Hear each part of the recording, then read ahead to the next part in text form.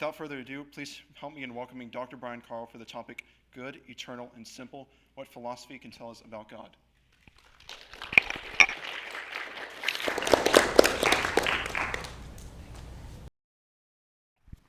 Okay. Thank you all for coming tonight. It's really good to be with you. I grew up in Houston, so I've been to College Station a few times before. It's been a long time since I've been up here, so it is really good to be with you all. I want to thank the chapter of the Thomistic Institute for the invitation to come, and of course the National Thomistic Institute for the sponsorship for this event. It is a pleasure to be with you. So the Thomistic Institute sells shot glasses, themed shot glasses. One of them has on it, Thomism straight up, is the slogan on it. This talk will be a little bit of Thomism straight up, okay? We're going to be talking about the philosophical theology of St. Thomas Aquinas. And the question that I've been posed for this talk is the question of what philosophy can tell us about God.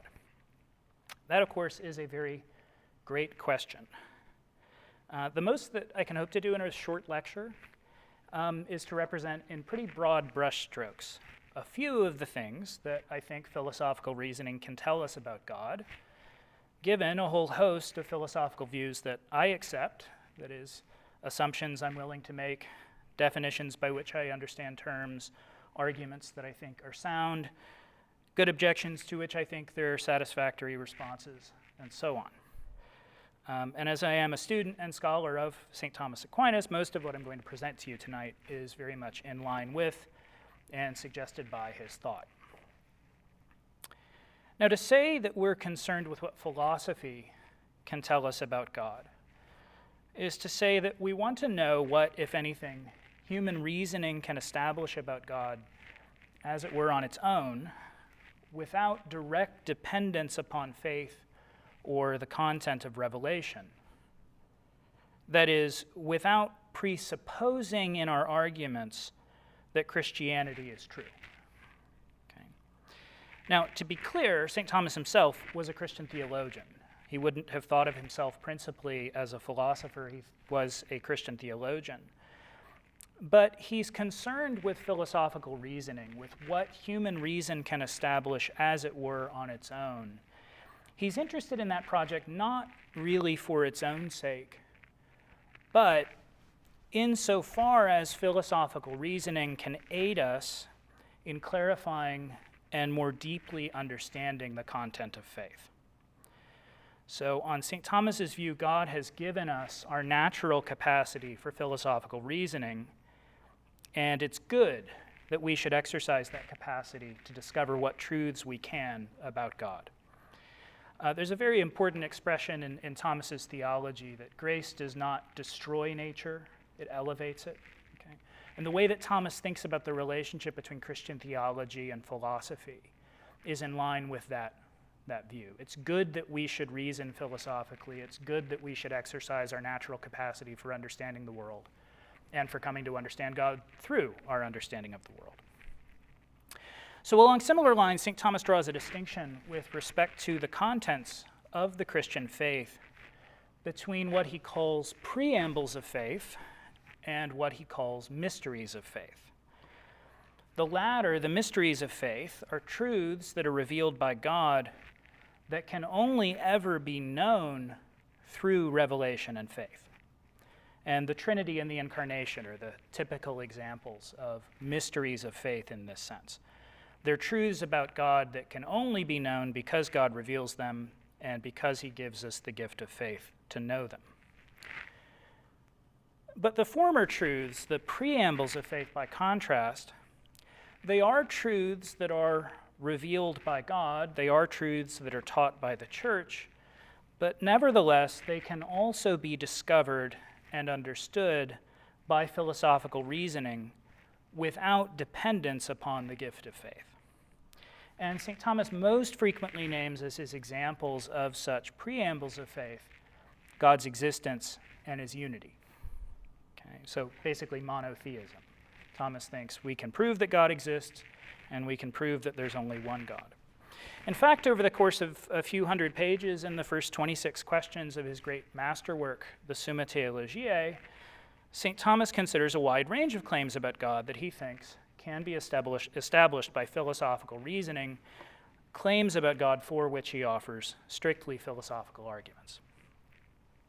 So among the truths about God that St. Thomas thinks that we can prove just by philosophical reasoning, I'm going to focus on just three: God's simplicity, his goodness, and eternity. Now, on the one hand, these are some of the first truths about God that St. Thomas discusses in his Summa Theologiae, so they're a little bit earlier in his order of argumentation. It's a little easier to sort of explain how he argues for these conclusions about God. As we'll see, they also summarize and sort of encapsulate a lot of other things that he'll claim about God. So it's a good triplet of divine attributes to focus on: God's simplicity, goodness, and eternity. In order to talk about how Thomas understands these three truths about God and how he argues for them, we have to think about how he gets the project of his philosophical theology off the ground, as it were. And so we have to talk at least a little bit in kind of broad brushstrokes about how Thomas argues for God's existence. Okay, so I'm not going to get into the details of any of Thomas's arguments for God's existence, because any one of the 5 ways would be topic for a lecture unto itself or a book unto itself. But I do need to talk at least in brief about how Thomas goes about arguing for God's existence, because that's the starting point from which he goes on to make these other claims about God. Okay, all right. So the starting point for everything that St. Thomas attempts to prove philosophically about God is what he concludes initially in his argumentation for God's existence, presented most famously in his 5 ways at the beginning of the Summa Theologiae. In those 5 ways, St. Thomas has concluded that there must exist, and these are the conclusions of the 5 ways, there must exist a first unmoved mover, a first uncaused efficient cause, an absolutely necessary being that is the source of existence for all other things, an absolutely perfect being that is the source of being and goodness for all other things, and 5th, an intelligent source of the ordered teleology that we find in nature. If you haven't encountered the 5 ways before, don't worry. I'm only going to make reference to Thomas's conclusions in the first 2 ways, because in his subsequent reasoning about God, reaching further conclusions about the divine nature, Thomas depends primarily on those first 2 ways, that God is a first unmoved mover and that he's a first uncaused efficient cause. The most important initial conclusion that St. Thomas draws from the claim that God is a first unmoved mover and a first uncaused cause is that God must be purely actual, or that he must be pure actuality. So we have to say a little bit to introduce this notion of actuality. The way that St. Thomas thinks about motion or change following Aristotle is in terms of the notions of actuality and potentiality, or act and potency, they're sometimes called. And so it's in terms of those notions, act and potency, that St. Thomas is going to understand the expression first unmoved mover. So we can introduce the notions of potentiality and actuality in this way by saying that when we talk about what exists in potentiality, we're talking about what can be in a certain way, whereas what is actual is what is in a certain way. Okay. So for example, if my hand is presently right here, okay, it is actually right here. Okay. It is also potentially over there. Okay. So something that is in a certain state of actuality is also potentially some other way. And if my hand undergoes a change and comes to be over there, okay, just call these point A and point B, okay. If my hand goes to actually be at point B, well, then we can say that its previous potentiality for being this way has now come to be actualized, okay. Previously there was potency or potentiality, then there is actuality, okay. Okay. Or, to take another example, if a pot of water is presently 70 degrees, it is actually 70 degrees, then right now it is only potentially 200 degrees. And it can undergo a change in which it comes to be 200 degrees in actuality. So St. Thomas begins his argumentation for God's existence in his first way, the famous argument from motion, by thinking about the existence of motion, the fact that in the world there are things in states of potency that come to be in states of actuality, that there has to be some source of the actualization of what is previously only in potentiality. Okay, that's what he's thinking about at the beginning of his famous argument from motion. Okay. He's thinking about motion in terms of potentiality and actuality. And without attending to the details of his argument, again, that would be the subject of a whole other lecture, we can just say that St. Thomas's first way of proving God's existence involves arguing that the very reality or existence of motion or change, where motion or change is understood as the actualization of potentiality, the very reality of motion requires the existence of a first cause of motion that is itself something absolutely unmoved and even immobile. That is something that not only doesn't undergo change, but something that cannot be moved, something that is just not subject to change whatsoever. Okay. So I haven't explained the first way. I've just told you something about the beginning and where Thomas ends up. At the end of the argument, he's said there exists something that is a first unmoved mover, something that is a source of actuality for other things, and is in no way something that undergoes change itself. Okay. And part of the conclusion then is that this first unmoved mover that St. Thomas says he's going to call God is something that is purely actual, or even something that just is pure actuality, actuality without any potentiality whatsoever. So my hand actually is here, it can be over there, it's in a state of potentiality. It's because it can be over there that it's subject to change. Okay? And Thomas's conclusion at the end of his first way is that there exists a first cause of motion that is not susceptible to change in any way, and so is free of any potentiality whatsoever. And that's what we mean in saying that whatever God is something that is pure actuality. Okay? Okay. So something that is pure actuality then, it's important to note right up front, is radically unlike any object that we know by our sense experience of the world, because everything that we encounter through the senses is subject to change and therefore exists with potentiality.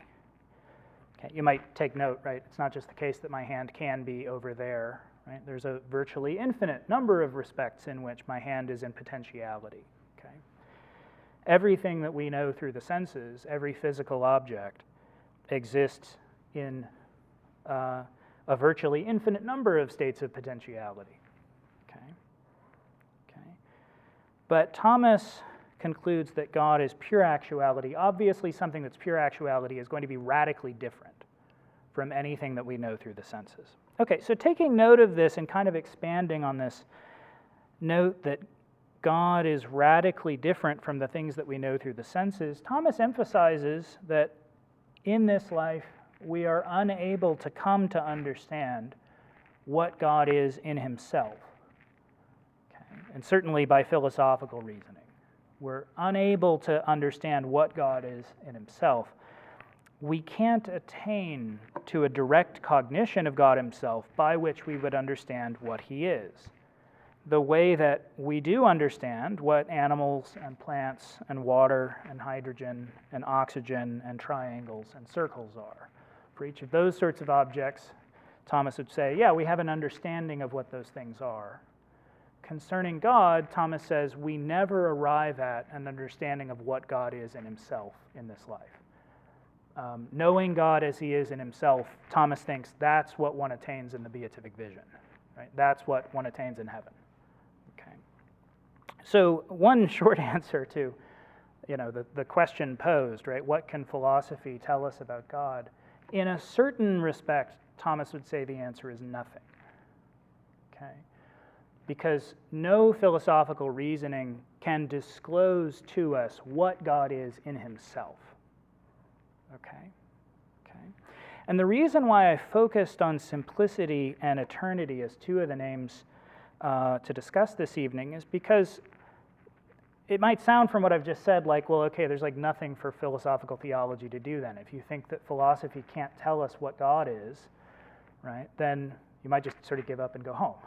Okay? But Thomas instead says that even if we can't attain to a knowledge of what God is in himself by philosophical reasoning, we still can reason our way to an understanding of what and how God is not.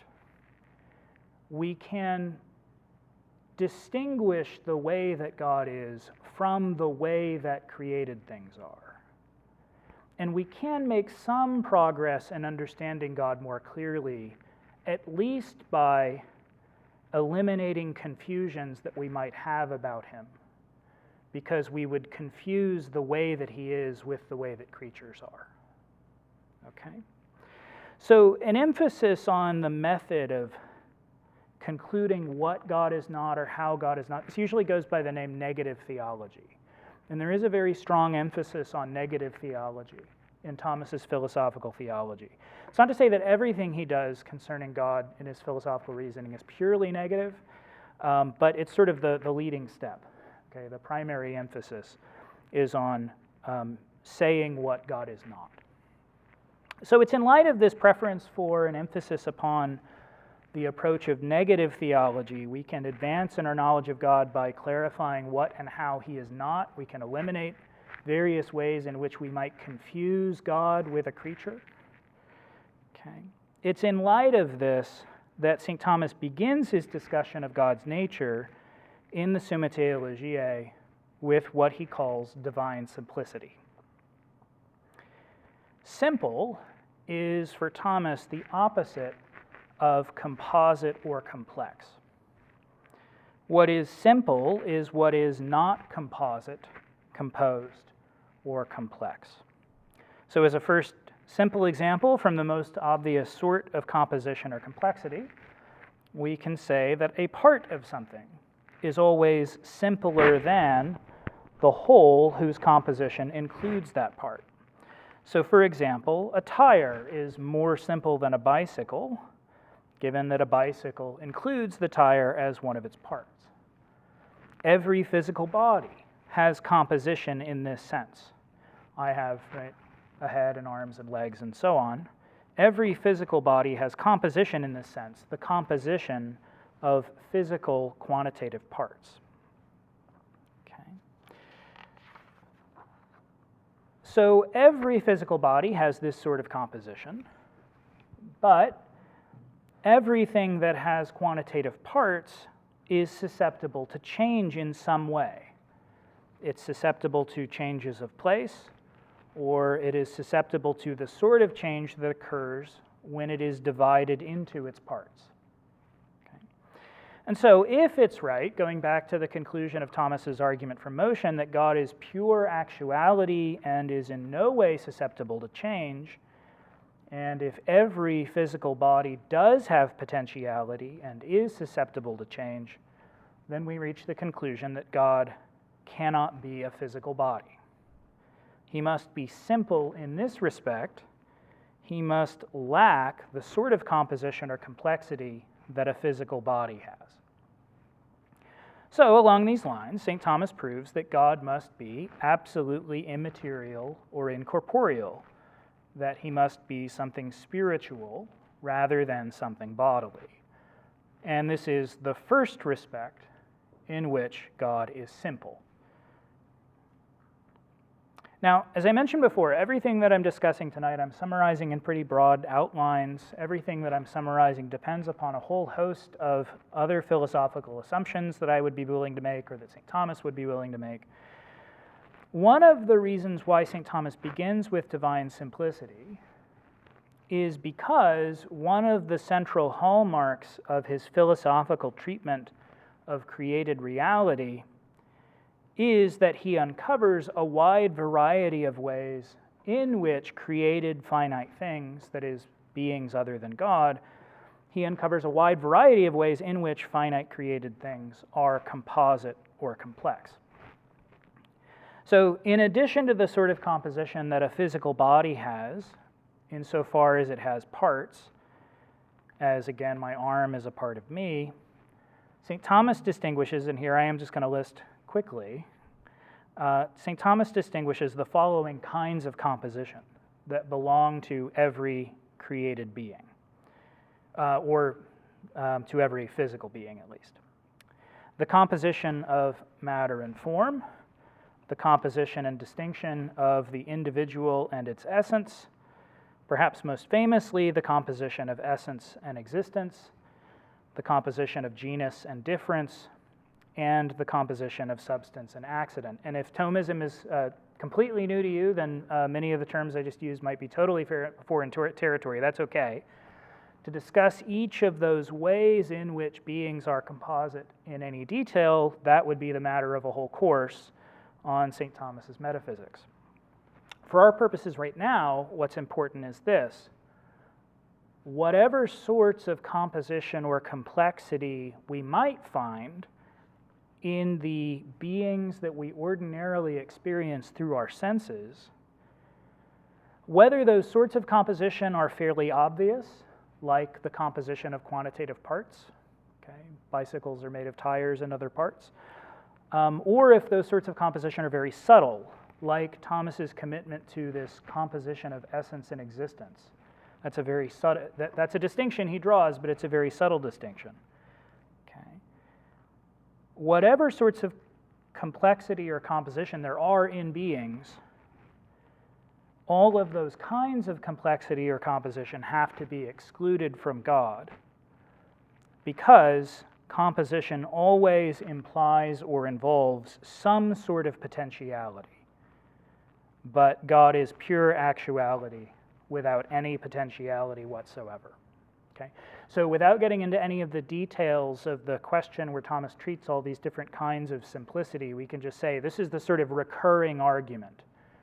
Such and such is a mode of composition. This composition involves potentiality in some way.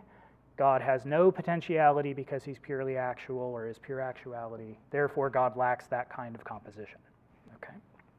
We'll take just one of the modes of composition discussed by St. Thomas in one of the other modes besides composition of quantitative parts. Probably the second easiest to understand quickly, okay, among the modes of composition that he discusses. This is the composition of substance and accident. Okay. So this is something that St. Thomas gets from Aristotle.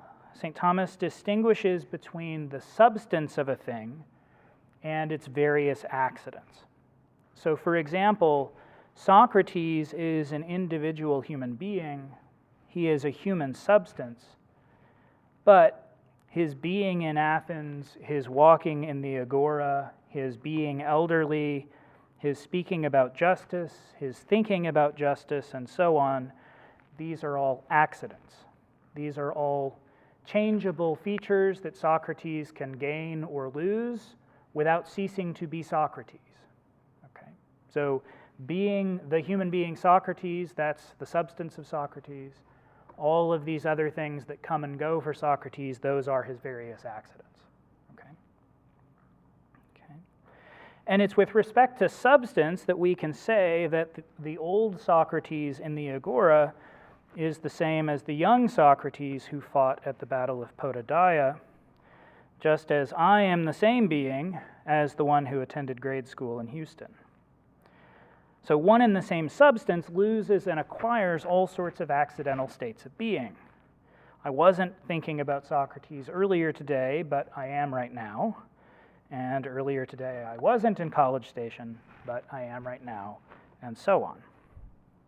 So one of the ways in which the being Brian Carl is composite, then, is that there is a distinction between my being a particular substance, being this particular human being, and all of the various accidental ways that I happen to be at a given time. Okay. I am not my being in College Station in the way that I am a human being, because I can cease to be in College Station and yet continue to be me, continue to be a human being. So being in College Station and thinking about Socrates, these are states of being that I have, right? Rather than things that are identical with me absolutely. Okay? And that's what we mean by substance-accident composition. Okay, well, because God is absolutely simple and lacks every mode of composition found in other beings, well, it follows that God must lack the sort of composition that I have, insofar as I am a substance that has various accidental features. If we attribute acts like knowing and loving to God, which St. Thomas, of course, does, both as a Christian and as a philosopher, well, if God is absolutely simple, then we would have to say that there is in God no distinction between his substance or his essence and his acts of knowing and loving. Whereas I am not my very act of thinking about Socrates, that's just a sort of state of being that I have. By contrast, we have to say that God is his act of knowing, that God is his act of loving, okay, and so on. And as St. Augustine puts it, and St. Thomas frequently repeats this, it's a line that he borrows from St. Augustine, whatever is in God is God. Okay? Whatever is in God is God. So anything that we positively attribute to God, knowledge, wisdom, will, love, joy, goodness, justice, and so on, is in reality identical with God himself. Even if in our understanding, it's one thing for us to think about God's knowing, and another thing for us to think about his loving, and another thing for us to think about his justice, all of those are really just God himself. Okay? So the real identity of God with his own essence, with his own existence, and with all of his positive attributes is an important general consequence of the claim that God is absolutely simple, lacking any sort of composition or complexity. Now, the doctrine of divine simplicity is the subject of countless books and papers in recent scholarship. There's lots of debate about divine simplicity. There are all sorts of puzzles and difficulties that arise from the claim that God is absolutely simple, such that he is identical with all of his positive perfections. And if you haven't previously encountered the claim that God is radically simple, it may seem counterintuitive and strange. I remember the first time that I encountered the claim that God is absolutely simple, and I was like discombobulated for a while. Okay, that's okay.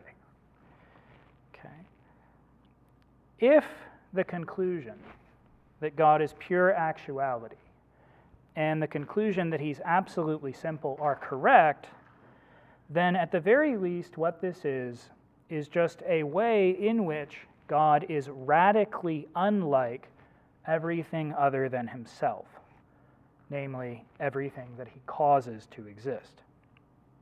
So reaching the conclusion that God is simple, that he's not composed or complex, is not at all the same thing as positively understanding God as he is in himself. And so confusion about what it would be to be an absolutely simple being, that's fine. Okay. The complexity and the difficulty is not in God, it's in us. Okay. But we do, by saying this, saying that God is simple, we do know something about God by way of contrast with other things. Okay. All right, so that's what I want to say about divine simplicity. Now I'm going to say something about God's perfection and goodness. So, although St. Thomas does primarily emphasize these negative claims about God, negative, again, not in the sense of bad, but just contrasting God with created things, this isn't to say that he entirely limits himself to these sorts of negative or contrasting claims. That God is radically unlike his effects in certain ways doesn't preclude that there might be some positive likenesses between creatures and God, so that we could attribute to God some of the perfections that we find in creatures. And as I just indicated a moment ago, St. Thomas in fact does argue for a wide range of such positive attributions. He thinks that we can truly and properly say that God knows, that God loves, that God has wisdom, that God has justice, and so on. To sort of stand in for the positive things that St. Thomas says about God's nature, we're going to let what he says about God's perfection and goodness kind of stand in a sort of summarizing way for how he treats these positive attributions. So St. Thomas introduces his discussion of God's perfection in the Summa by pointing out that we might easily be confused in a certain respect by his previous claim that God is absolutely simple. Going back to our first example, that a tire is something simple in comparison to a bicycle, we might be concerned that whatever is simple as a component or part would seem to be less perfect and incomplete in comparison to the whole that is composed from the part. A bicycle, after all, is something more and better and more complete than just a tire on its own. So it might seem that anything that is absolutely simple would also be imperfect, incomplete, and less good than all other things. To address this concern, we should first note that it would be a major difficulty if we were to suppose that God is, as simple, a part or component of something larger than himself. But this is something that we should also deny. Sorry about that.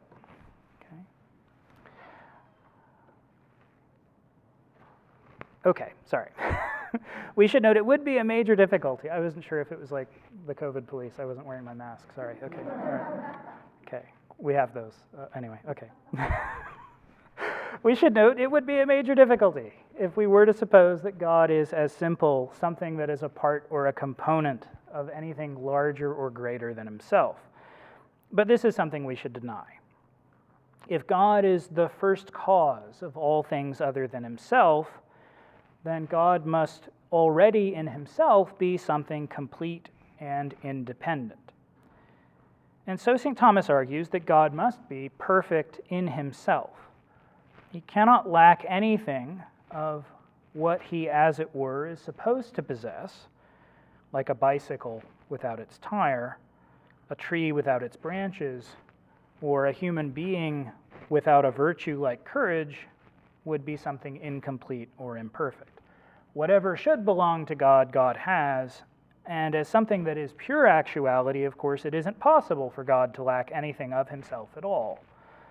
And so he must be in himself complete and perfect.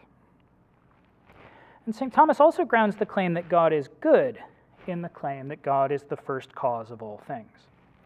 So St. Thomas follows Aristotle by taking as a definition of the good that the good is what is desirable. This is from the very first line of Aristotle's Nicomachean Ethics. The good is what all things desire. The good is what things seek.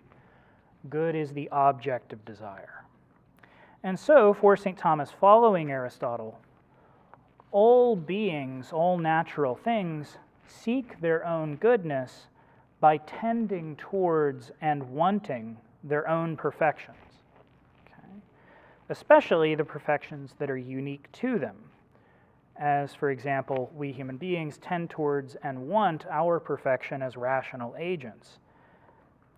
Animals, and especially human beings, are also peculiar in that our desire for our own perfection is something that we consciously experience. But Aristotle and Thomas think, in fact, all created things tend toward their own perfection and goodness by being what they are and acting as they act. And that's a very grand claim to make about, natural things or about the whole of reality. It's easier to understand what Thomas is saying and thinking about our own experience, the way that we tend towards what is good for us. All right, St. Thomas argues for the goodness of God from the fact that God is the creative cause of everything apart from himself, so that he is the source of every perfection found in creatures and of everything that creatures seek. Every good sought by creatures is somehow an imitation, somehow a likeness of the divine perfection. Okay? And so every creature, by desiring and seeking its own perfection, is in fact seeking a likeness of the divine perfection. And so God must be supremely desirable as the one who contains in himself everything that is sought by creatures.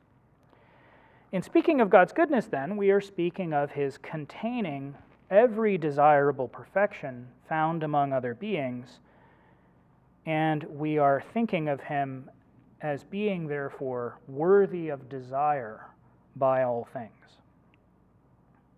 If God is good in this way, then God is a worthy object of our love. Okay, that's what I'm going to say about divine goodness. The third of the attributes I want to talk about is divine eternity. And alongside divine simplicity, divine eternity is a divine attribute that is at once both a little bit disorienting and something of a cause for wonder at how radically unlike God is from his effects. Now, in speaking of divine simplicity, we were contrasting God with his effects insofar as God is not composed, composite, complex. In speaking of divine eternity, we contrast God with his creatures insofar as he is not temporal, insofar as he is not subject to the condition of time. Okay. So, one way of thinking about what it means to say that God is eternal is to say just that God is everlasting. God has no beginning, has no end. Okay, that's sort of like a minimal meaning for the claim that God is eternal. But St. Thomas, following a tradition among Christian philosophers that goes back at least to Boethius, means something much richer by the claim that God is eternal, as we'll see. Okay, so for us to introduce the notion of divine eternity, we have to say something about what time is, or about what it means to be temporal or subject to time. Okay. Now, the philosophy of time is itself a tremendously complicated subject, and so here again I should preface what I'm going to say by saying I am only presenting very briefly what St. Thomas and Aristotle understand time to be. Okay. And in fact, St. Thomas's understanding of time is one philosophical matter where virtually everything that he thinks about the topic is taken straight from Aristotle.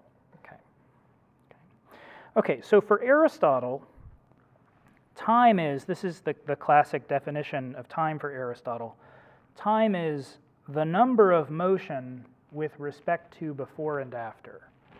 The number of motion with respect to before and after. By number in that definition, Aristotle means something that can be counted. So we might restate the definition by saying that time is the countable character of motion with respect to before and after. Okay, so here's the idea. It's a characteristic of motion and of things that undergo motion that motion always has numerable parts. Okay? Parts that can be counted in a certain order. Okay? So if, for example, again, if my hand goes from point A to point B, okay? I can divide up that motion from point A to point B into various parts. And I could count them off, like now, now, now, now, right? Moments 1, 2, 3, and 4 that divide up that motion into parts. Okay? That is what time is for Aristotle. It's the fact that you can do that to motion. It's the fact that you can count motion in that way. You can break it into parts that are before and after. Okay? Now, how do I normally go about numbering and measuring time? It wouldn't be very useful to just go around saying now, now, now, right? Okay. How do we measure time? Well, we compare motions to other motions. Okay. as we would count up how long this lecture is taking by looking at how far a minute hand on a watch is moving, or more fundamentally, how much the Earth has rotated while I was talking, okay? Okay, we measure one motion, one process or activity by another, okay?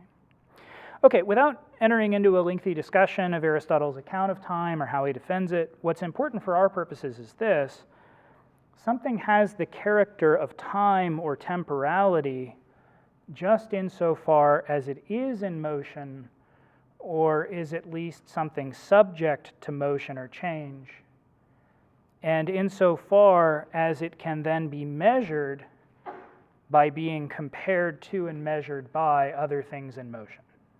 That's what it means to say that a thing is in time, okay? And it's because a thing is mobile or subject to motion that its motion or activity has parts that are before and after one another. So time for Aristotle is a feature that follows upon motion or upon being subject to motion. It's because things are mobile that they are temporal, okay? He doesn't, so you might, I mean, when you're first learning like Newtonian physics, you might think of time as like, you know, a sort of matrix in which things, you know, it's like it's just an independent variable, right? So you might think of it as like an independent characteristic of reality. That's not how Aristotle and Thomas think about time, right? Time is a characteristic that things have insofar as they are subject to change. Okay, it's like a consequent or derivative property. Okay, all right. Now, it's because I'm something mobile, it's because I'm something subject to change, that I had a yesterday and that I will hopefully have a tomorrow. Okay? It's because I'm something subject to change that my present sentence has parts that have already passed and other parts that are yet to come until I finish the sentence. Okay? So having a yesterday, having a today, and a tomorrow, right? That's a consequence of being something subject to change. Okay? And so Aristotle and St. Thomas both claim that if there were no motion, then there would simply be no time. Whatever exists would exist in a state that has neither past nor future, but is only present. And so, if God, as pure actuality, is a being that is entirely immutable, in no way subject to motion or change, then he can't be subject to time. He cannot be a temporal being. And that insight from Aristotle is the key to St. Thomas's understanding of divine eternity, which he largely adopts from another Christian philosopher, Boethius.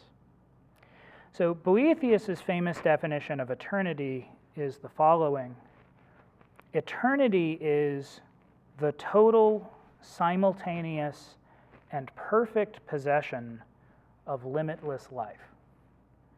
The total, simultaneous, and perfect possession of limitless life. So whereas my life is something enjoyed in parts that are yesterday, today, and tomorrow, and where then the overwhelming majority of my life is not something present to me now, since virtually all of my life so far is past and gone, and however much of my life remains is not yet. By contrast, God's boundless life in itself involves neither past nor future. Okay. God possesses his entire endless life altogether, totally and perfectly.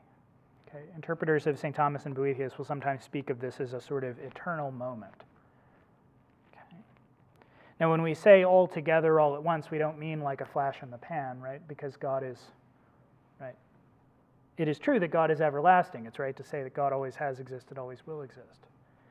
But there is within God's life no transition from what was to what will, to what is, to what will be. Okay. My life has, again, a yesterday, a today, and tomorrow. The divine life in itself does not. Okay. So God's existence doesn't have temporal parts in the way that my existence, my life, has such parts.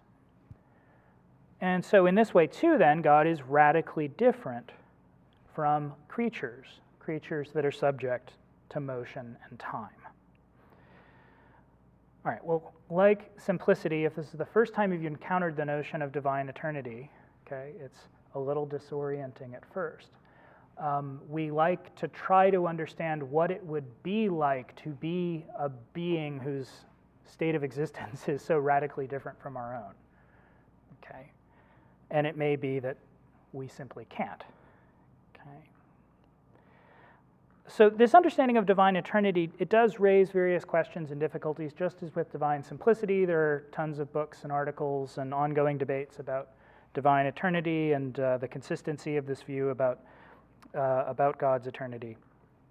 One of the central difficulties that comes to mind first, in light of this claim that God is eternal, that there is no yesterday, today, and tomorrow in his being in the way that there is in mine, one of the first questions that arises has to do with the relationship then between the temporal created order and the eternal creator.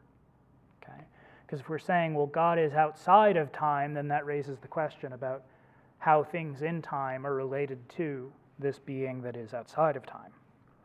Now, Boethius himself, in fact, developed this philosophical notion of eternity in order to help address some of the philosophical difficulties that arise concerning divine foreknowledge and human freedom. So just very briefly, I'll tell you what he does with this notion of eternity.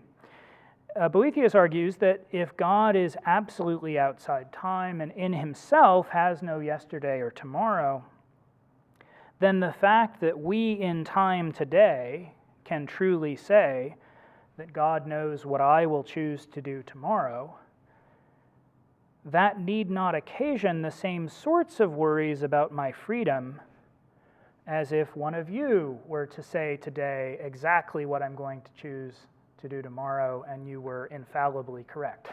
Okay, that would cause a bit of a crisis for me if one of you could tell me exactly what I was going to do tomorrow before I've chosen. Okay.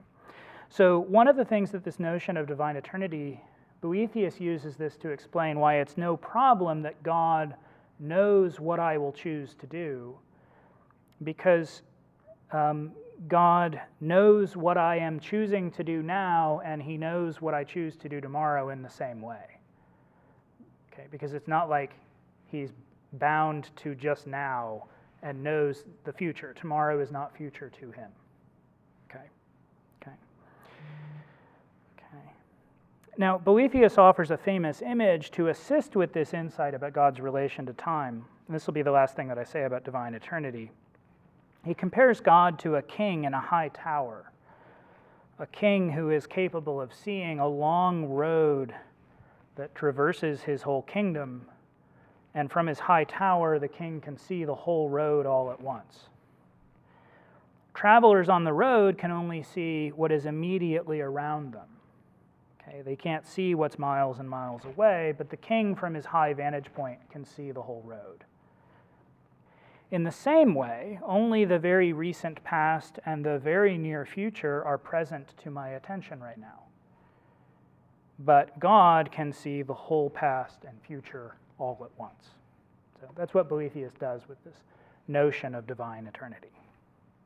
Okay, just a few quick concluding remarks, and then I look forward to Q&A.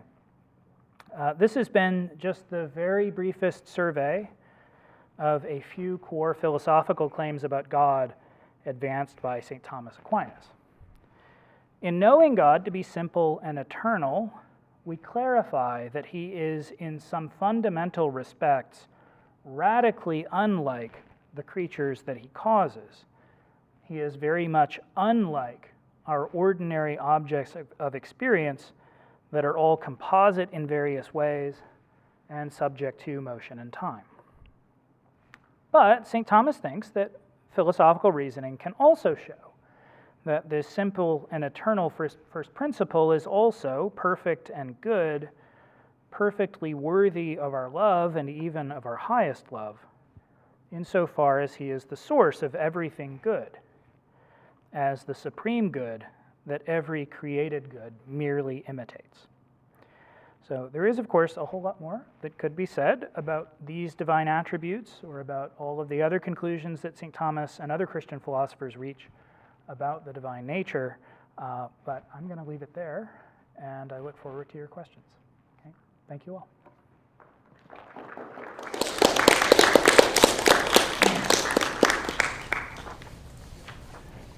You want to, I don't know how you want to manage things between Zoom and... So for the question and answers, so what we'll be doing is, I mean, you'll come up to the central microphone, just kind of keep an orderly line to help with that. And then after that, if we have time for Zoom questions, we'll start going through those. Okay, sounds good. Currently have 2 Zoom questions.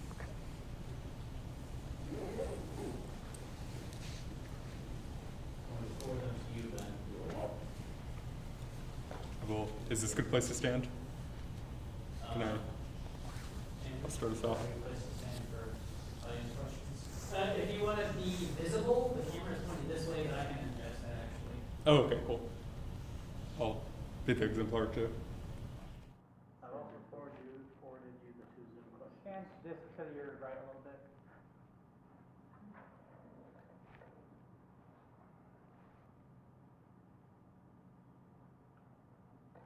All right.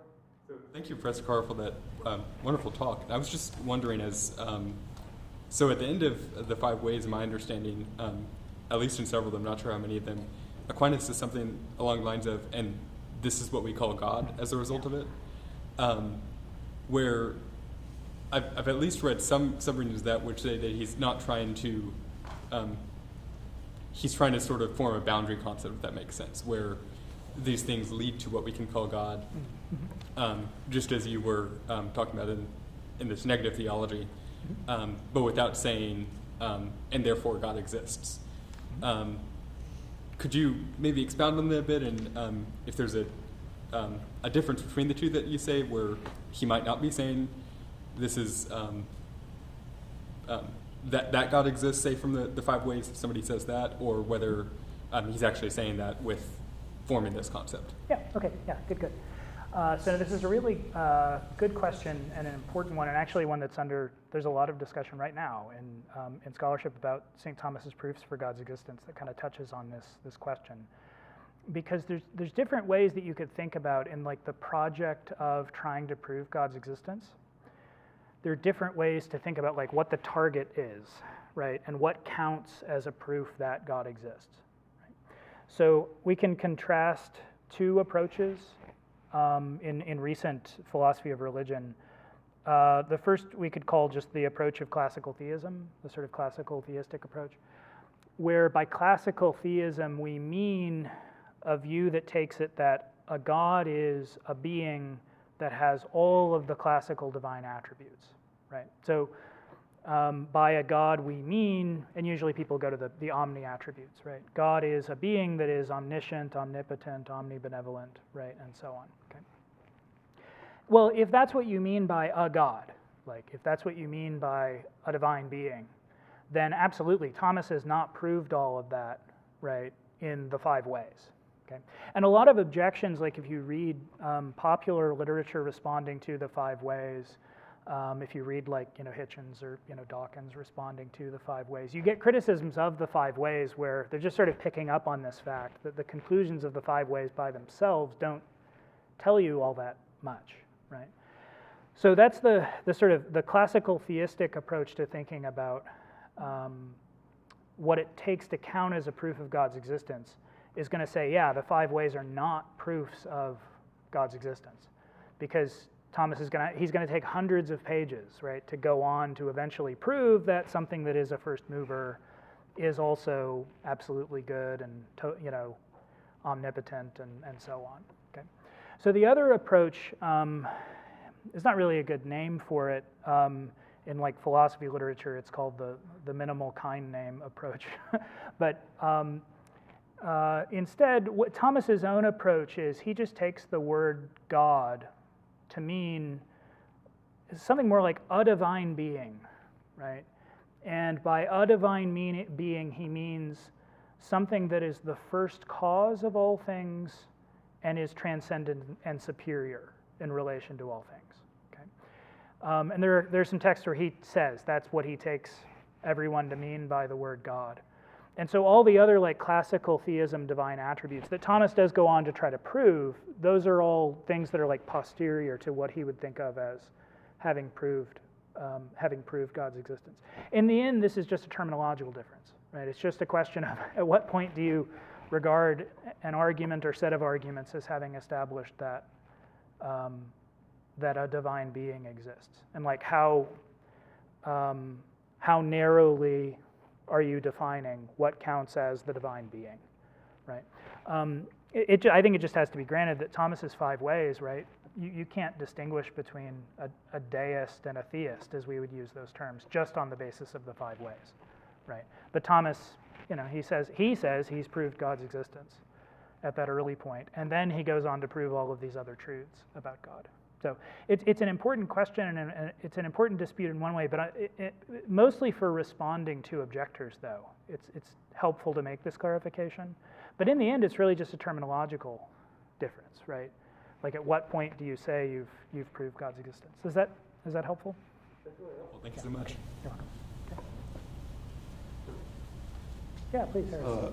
So one particular, I guess, objection I've heard to the idea of God being pure act is, particularly among Eastern Orthodox debaters, is the distinction between essence and energy. And I think the idea that, God doing one thing is not the same as God doing another thing. So like God splitting the Red Sea is not the same as God creating the universe and world. So could you speak on that? Yeah, good. Okay. All right, so yeah, it's right that in Eastern Orthodox theology, there's a distinction drawn, right, between the divine essence, or ousia, right, and the divine energies, the energeiae, right? And where the divine energies are divine activities or operations, and in particular, right, things that God, his acts of knowing and willing, right? So how is Thomas going to think about this? Well, I said, what I said is for Thomas, divine simplicity is going to involve the claim that God's act of knowing is his very essence. Okay, and for Thomas, sort of reflecting the philosophical tradition that he's coming out of, where he's influenced by Aristotle and then by the Muslim philosopher Avicenna. One problem for Thomas coming out of the Aristotelian tradition is defending the claim philosophically that God knows anything about creatures at all. Okay, like that's a problem that Thomas has to deal with, because it's a common interpretation of Aristotle that Aristotle's God doesn't know or care anything about the world outside of himself, right?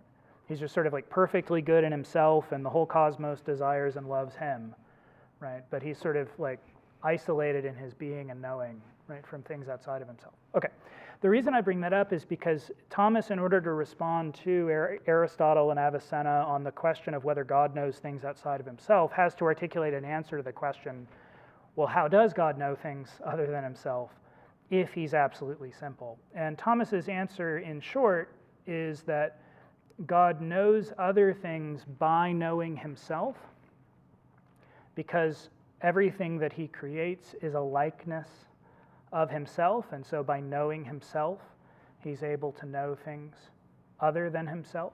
And at first, to a lot of ears, that can sound rather unsatisfactory. So it takes, I think, a lot of defense and explanation to make sense of that claim and maintain the sort of like personal sense that God knows and loves me, right?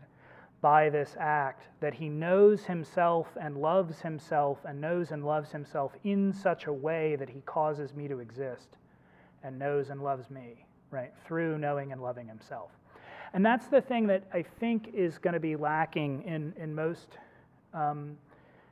theology that insists on the essence energies distinction.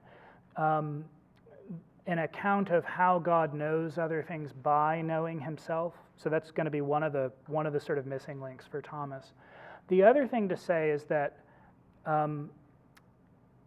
all the multiplicity and distinction for Thomas in God's parting the Red Sea and God speaking to Moses, right, in the burning bush, all the distinction, all of the plurality is going to be on the side of creatures, okay?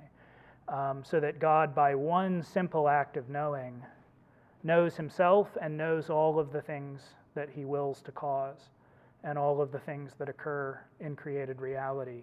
Yeah, there's absolutely a difference. I mean, you can say there's a difference between God's parting the Red Sea and his speaking to Moses, right? But where is the difference or distinction really, right? Well, it's in the difference between the Red Sea and the burning bush, right? Rather than being in God himself. Okay. And even though this is a very imperfect metaphor, but it just comes to mind because right now I'm talking to you and to people on Zoom. You could say there's a difference between my speaking to the Zoom listeners and my speaking to you, but there's just one act of speaking, right? The multiplicity is on the side of the effects, right? Not on the side of me or what I'm doing, okay? There's a lot more that could be said, though, about this question. So hopefully that helps a little, but it shouldn't be totally satisfactory, right? Okay. Thank you. Okay, sure. Hi there. I thought your analogy about the king being able to see the path and the person not being able to see that path, I thought that was really interesting and really helpful to understand God's ability to see the choice that you're going to make. I wanted to know what your response would be to what the fundamental differences between that and, say, the Calvinist idea of predestination. Okay, yeah. So one of the interesting things, so that image, I can't take credit for it. That image comes from Boethius, the image of the king in the high tower looking over the road that runs through the kingdom. Boethius puts it forward because he does think that it helps, at least with that version of the problem of divine foreknowledge. Like, if one of you knew what I was going to do tomorrow infallibly, I would be really worried about my freedom, okay? But I don't have any problem with you knowing what I choose to do when you're just watching me choose to do it, right? Like, the fact that you're hearing me speak right now doesn't cause me any worries about my freedom, okay? This isn't to say that the notion of eternity, by itself solves the whole problem of divine foreknowledge or the problem of predestination, right, and the question of human freedom. Because you could have this Boethian understanding, God sees everything that happens in history the way that you're seeing what I'm doing right now. But you could think that that means then that God, as it were, learns or is made to know by what I choose, right, what happens in history right now, okay? And you're going to run into a problem then because you'll be making God and his knowledge into an effect and what the creature chooses to do into a cause, okay? So there is no short easy response to that difficulty.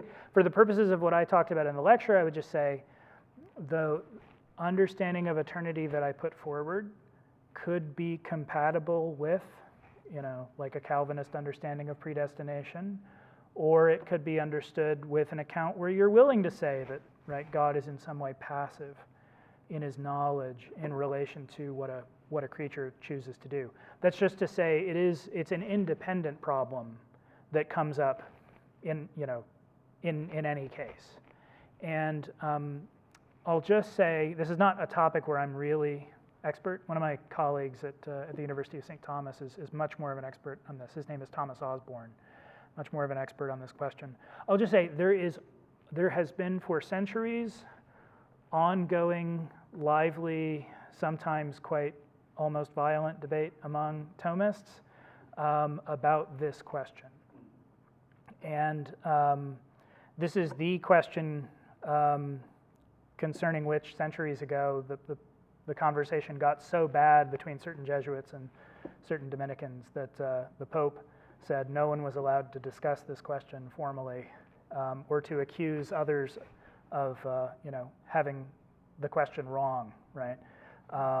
This is the famous De Auxiliis controversy, right? The controversy on grace.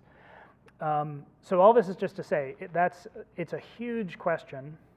The traditional Thomistic view does defend the claim that we always have to speak of God as a cause in relation to anything created, and we can't say that something that a creature does is the cause where God's knowledge is in effect. But then the question is, how do you maintain that claim while maintaining in a very strong sense that the creature is free? And that's where there's a whole wide variety of views in the Thomistic tradition, and a lot of debate. So I hope that's not too unsatisfying, but it's just to say, like, that's,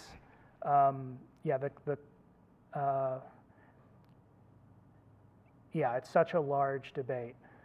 Yeah. Difficult question. Yeah. I just wanted to get your take on it. It's a conversation that I tend to have with people, and so I wanted Okay, to see good. what your response was.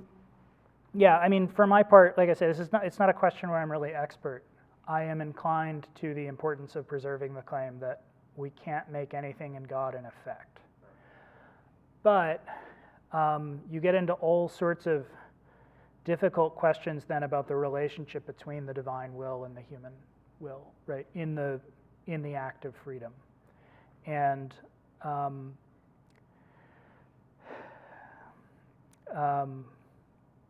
I have to leave it there. Yeah. Hi. So I guess since these questions are like working through the logic of the things that you put forth, it doesn't necessarily, you said, like, constitute a Christian God, more just like a deity, I guess. Mm-hmm. But I guess, how would you explain like the point of praying for a certain event to happen if God doesn't change his mind? And I think I've heard it like a form of this answered, but I'm not like really sure how one would like explain that. Okay, yeah, great question. So first to the first thing you said about, is this like a more just a sort of concept of a deity? I mean, to a certain extent, the answer to that question is for what philosophy establishes, right?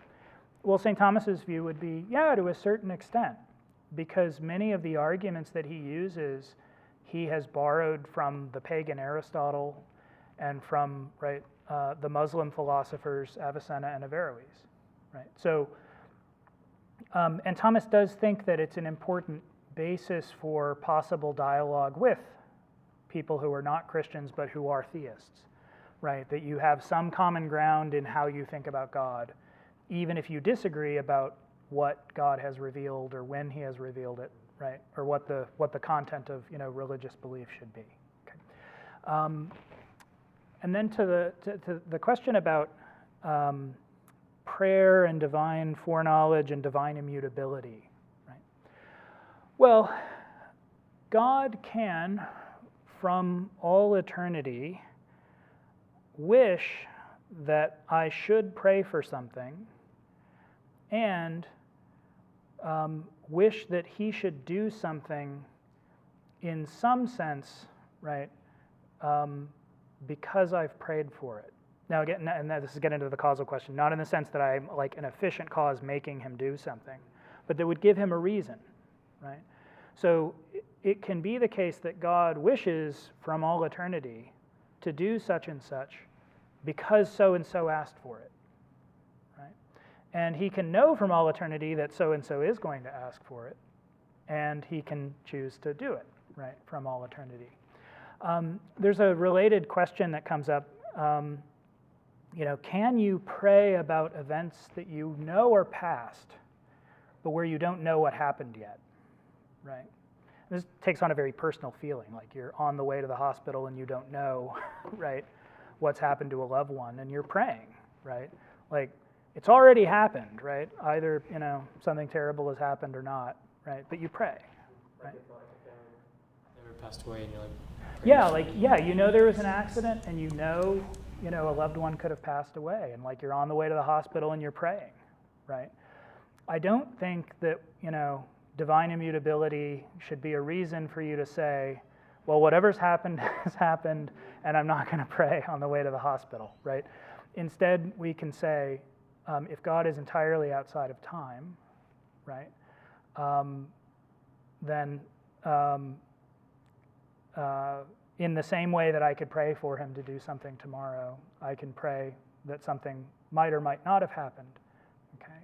Even if it's in fact past relative to when I'm praying, just as long as I don't know, right? And that's different from me like praying for God to change his mind or praying for what has happened not to have happened, okay? Now, the other thing to say though about prayer, I mean, I'm a philosopher, a theologian, so like I am sort of focusing more on like this question about like the relationship between divine eternity and my praying and, God's being the cause of things. I do take it that one of the more important theological claims about prayer is that, right, the more important end of prayer is that our will should be conformed to the divine will, right, rather than that we should hope that the divine will would somehow be, conformed to ours, right? But just insofar as it is reasonable to say that God can have as a reason for doing something that someone he loves has asked for it, right? That's the sense in which it is reasonable to ask for things in prayer. And there's nothing about Thomas's claim that God is immutable and eternal, right? This is the sort of danger. I mean, I say this as someone who studies, Thomas's philosophical theology. I mean, I'm aware of the danger that it could give you the sense that like God is somehow like impersonal and distant and like, completely out of relation to human affairs. I beg you, do not let that be the consequence that you think follows, right, from it. For Thomas, philosophical reasoning is in service of helping to clarify the content of Christian faith.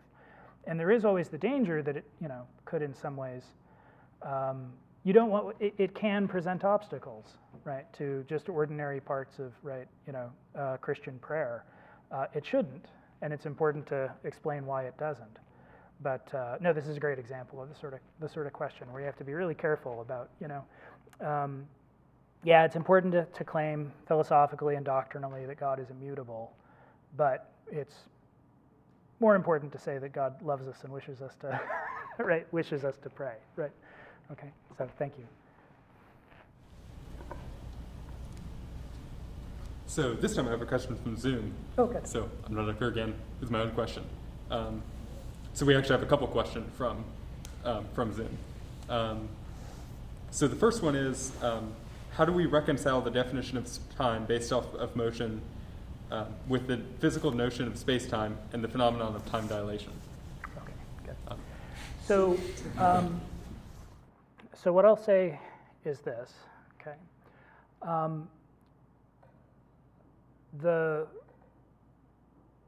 claim that time is a feature that reality has, that physical reality has, insofar as it is subject to change, right, is in itself consistent with thinking of space and time together quantitatively as a unified reality within a mathematical model, right, for predicting things that happen within time, right? So the claim that time is something that follows upon mobility, right?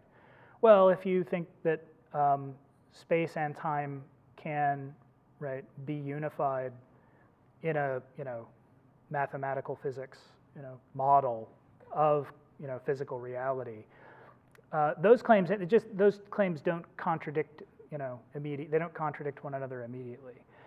And then the question about time dilation, I'll just say this. You can have the notion that things are in time insofar as they're subject to motion, that to talk about, in order to measure time, we're always engaged in some act of comparison between one object that's moving and another object that's moving, and not be committed to the claim that there's any such thing as a universal or common time, like common for the whole universe, okay? So Aristotle and Thomas do think that there is such a thing as like a universal common time for the whole universe, but this is tied to the fact that in their cosmology, right, which is radically different from ours, okay, they think that the whole cosmos is this series of concentric spheres that surround the Earth, okay? So their cosmology is completely wrong, okay? But like, what is time fundamentally? Like, what's the basic sort of clock of the universe? For them, it's the motion of the outermost sphere. that gives that's the cause of the day. Right? The day is caused by the motion of the outermost moving sphere in their astronomy. Okay. So why is there one common time for the whole universe? Because there's one common first motion for the whole universe. So if there is no common first motion for the whole universe in the way that the outermost sphere was a common first motion for their cosmology, then the absence of a universal or common time for all things is not in itself a problem or a difficulty, right? And that there's not any one way in which, my motion is going to be compared to and measured by the motions of other things in the universe, but that our respective velocities make a difference to the way in which my motion would be measured by other motions. That's consistent with thinking time is the countable character of motion. It's not consistent with thinking that there's one common time for the whole universe. Again, Aristotle and Thomas thought that there was one common time for the whole universe, but for other reasons besides just the claim that time is the number of motion. I hope that helps for the questioner. Okay. And I have at least one more question for Zoom. And if anybody else has any questions in Zoom, you can feel free to send them, and I'll get them while Professor Carl's answering this question. So this question, it's phrased as, does God know tensed facts? So I think what this person means is past, present, future tense. Mm-hmm. How do those relate to God's knowledge? Mm-hmm. Yeah, good. So, if by tensed facts we mean, right, tomorrow Dr. Carl will do such and such, or Socrates did do such and such. So the first thing that Thomas is going to say is, you would distinguish there between the tensed fact as the thing being described, right, by the tensed proposition, and the tensed proposition, right? And one and the same truth or reality is going to be described in various ways, right, by different tensed propositions depending upon, right, when the speaker is thinking and speaking them, right? So, tomorrow the sun will rise, and right now the sun is rising, and yesterday the sun rose, right? I can be talking about the same sunrise, okay? But I can speak about those by different tensed propositions. The first thing that Thomas is going to say in response to this sort of question is to clarify that he doesn't think that God's knowledge is even propositional in the way that ours is. God doesn't know by forming propositions. And this has to do actually with divine simplicity, that there's a sort of composition and complexity in the very act of composing a judgment that he thinks has to be absent from the divine mind. And so he thinks we have to say that God knows, the Latin term is enunciabilia, right? Things that can be enunciated, like facts, that can be enunciated by propositions. God knows enunciabilia, but he does not himself know by forming propositions in the first place. So all of that would have to factor into how you would answer a question about God's knowledge of tensed facts. Does he know the things that occur? Yes. And does he know that it's true today that the sun will rise tomorrow? Yes. And does he know that in 2 days it will have been the case that the sun rose yesterday? Yes, he knows all those things. Okay. But does he know any of them by forming those propositions in his mind? No. Okay. And that's a whole other, right?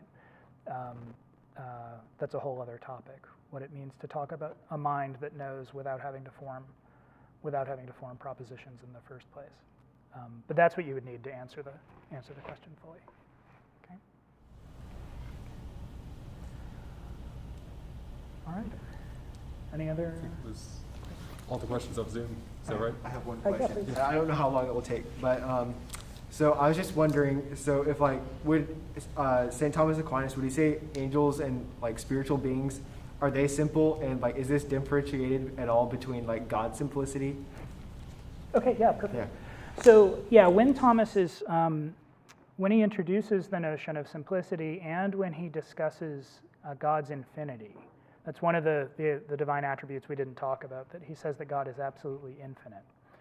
And he will clarify that angels are much simpler than bodily things, and in certain respects unlimited in ways that bodily things are limited. So that with respect to simplicity and infinity, and with respect to eternity too, that this is way in the weeds, there's a third state of endurance, right? Temporality and eternity are like modes of endurance, Thomas says, ways of being and enduring. He distinguishes a third state, that's the state of the angels, called aveternity.